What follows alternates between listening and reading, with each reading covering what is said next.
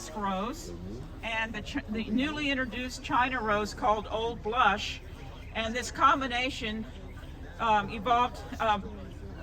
created the combination of these two together, hybridizing, created a new hybrid that occurred on the plantation of John Champneys. It's kind of a complicated story, but anyway, John Champneys in the early 1800s, between 1803 and 1811.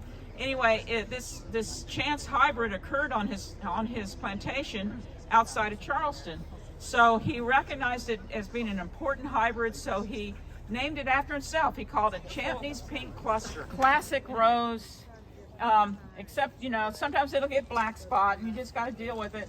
But when those rosebuds, I think, are just gorgeous. And here you see the design of the garden and the different, here's the Champneys Pink Cluster, the first one. My name is Phil Sisti. I'm a manager here at the Center for Historic Plants. What we have laid out here is, like I said, we have native plants, we have Jefferson related plants. So throughout the nursery here, you'll see some cold frames, little Quonsets. We've got some non-native shrubs. They don't do too well here. We've got other native ones. We've got some fruit trees, primarily apples and pears. We've got sun-loving perennials. We've got the shade ones. Everything around this area in Charlottesville, it's older growth, so we do have a lot of shade. So a lot of our clients are definitely after the hard to find, flowering and full shade kind of plants. So we do have a lot of those. And deer resistant. Yeah. It's a little market garden where we grow vegetables that supply our cafe that's over at the mountaintop at Monticello. We also grow a lot of variety, or rather tomatoes and peppers there for other value added products for the Monticello line. So we do Bloody Mary mix, we do hot sauce, we do pepper jelly. So we do a lot of product over there. And then we send it over there to be processed and then sold at the visitor center shop, where you guys will see later. So we drop new ones in. Chilly morning in Charlottesville. Not quite frost, but close. A great morning in Charlotte. Mockingbirds, and when they were young, and trained them to sing melodies, and they could make a lot of money selling that bird later. So Jefferson purchased mockingbirds, and his favorite mockingbird's name was Dick. And you'll see when you go through the house, there'll be a little wooden mockingbird in his study that's supposed to be Dick, you know. And if anyone tells you his name was Richard, you know, get their name, and I'm going to talk to them. It was never Richard.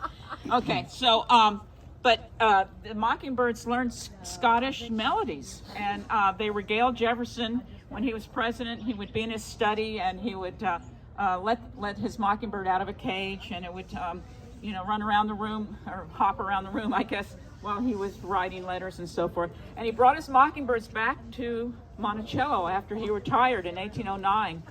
And he was very concerned about them traveling from Washington to here, but they made it, and he was so delighted that they said they were the delight of his every hour. And so, you know, we all believe that our mockingbirds at Monticello and Tufton are all descended from Dick, but they do love to get up high and sing their hearts out.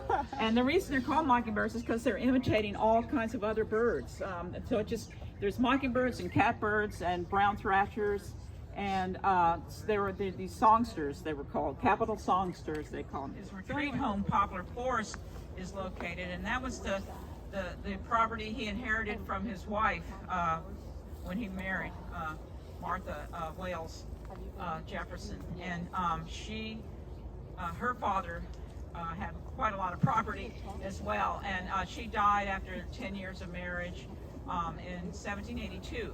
And so Jefferson only had two children who lived to adulthood.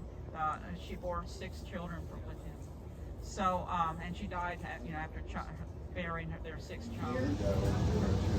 We're working on coneflowers and the foxglove. You saw plants of that out there, the biennial foxglove.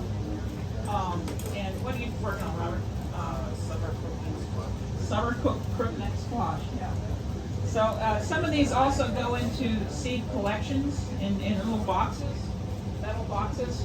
Yeah. Oh, here's a whole nice load of yeah. IPPS and CHP! Woo!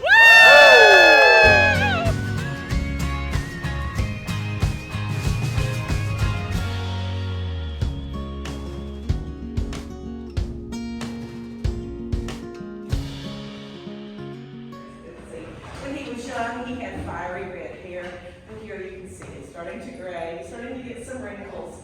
And so this is what he looked like at the end of his life. Now, if it's your first time here, which I know for many of you it is, I have to point out to you this grand clock, which is a famous memory for many who visited Monticello. Seeds, has a lovely lemon tree out there, and so this is where Jefferson would have done his own plant propagation probably. So in this area right off of his library and study. The Declaration of Independence. Now you think that's curious. In Quincy, Massachusetts, John Adams also passes away on July the 4th of 1826, only 4 hours later. Now, I don't know how they did that or how they coordinated that. I can't explain that one for you, but sometimes I just have to say that truth is sometimes stranger than fiction. They both passed away as some of the last signers of the Declaration of Independence. Jefferson would have had, you can hear like the laughter from playing games. You can hear music where he would have been playing the violin or cello, or his wife playing the harpsichord. But he also has something special out for you over here on this table. If you were a special guest, which it seems you are, he would have out his writing desk and the original draft that he wrote the Declaration of Independence. Now these are reproductions, so these are not the originals, but these are what they would have looked like. The writing desk that he would have written the original draft of the Declaration of Independence. Glass dome, it's an air pump where Jefferson would put a candle inside of it and pump the air out, and when the candle would go out, it would show the importance of oxygen. Science is his favorite subject, so he's got lots of different science experiments going on inside of that parlor to kind of show you or teach you something about science. Now this is the dining room. Probably the first thing you noticed was the color on the wall here. This color is called chrome yellow, and it's one of the earliest synthetic paints, and it costs about 33 times more than any other paint Jefferson could have bought. We think he probably did it for a good reason too, because this is the darkest and coolest end of the house. You can kind of feel that already. And so this bright color helped to liven up this space a little bit more if they only had candlelight and oil lamps during his time. Sally Hemings, 4 of them living to adulthood. Beverly, Harriet, Madison, and Eston. And when the oldest 2 turned 21, they were allowed to walk off the plantation and no one followed them. The youngest 2 were freed in Jefferson's will. Sally Hemings was the only enslaved woman to see all of her children freed from slavery, and this was 50 years prior to emancipation during the Civil War. Down to straighten them out with whatever they weren't doing right. So this is exactly where he spent a lot of his time on this northern terrace corner. So I just wanted to make sure you had it hard. Everybody's seen the back of a nickel and the fact that it's got Monticello on it, but if you'll take a look, you guys are standing right here in the back of a nickel. This is the West Lawn view, which is also affectionate. But that was a very nervous time for the enslaved community because many of them had lived here for 3 to 5 generations, never having been split up before, and they had been able to remain as families. But now you're going to have families that are split apart because of this auction. Jefferson his entire life kind of had different views on slavery. On one hand, he said it's an abomination. On the other hand, he maintained slavery here at Monticello for the rest of his life. Now, one thing that he did say, though, in a quote, he said, "I feel like we have a wolf by the ear. We can no longer hold it nor let it go. Justice on one hand, self-preservation on the other." And it was as if he were saying that he's not able to help with the problem of ending slavery in his generation, but that it's going to be passed down to another generation to have to deal with. And as we know, it was.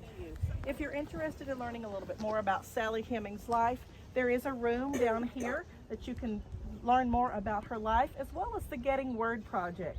The Getting Word Project was a collection of stories from the ancestors and descendants of the enslaved community that lived here. They were not able to read and write as well, so they passed their stories down by word of mouth or oral history. And if you'd like to learn more about their stories, that room will give you some more information.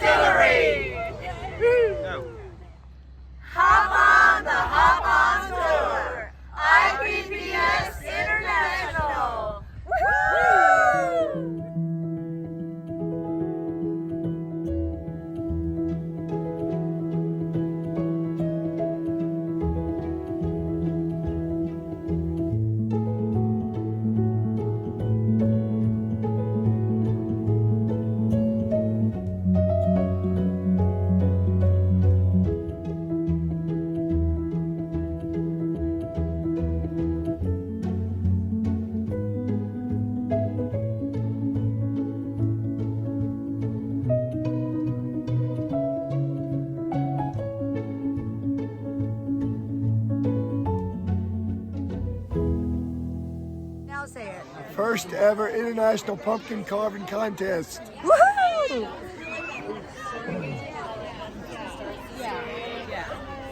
The part I never Oh, look at this form.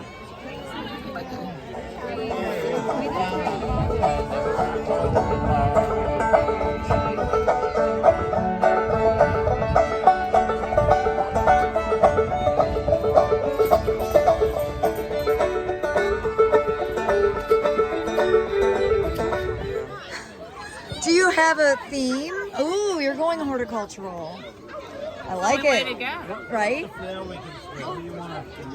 How about this team? Oh, we're going so good. Oh my gosh, you're already in carving mode. Look at you. Let's commit. I feel like you've done this before. I haven't. Oh, you are a natural. Are you a judge?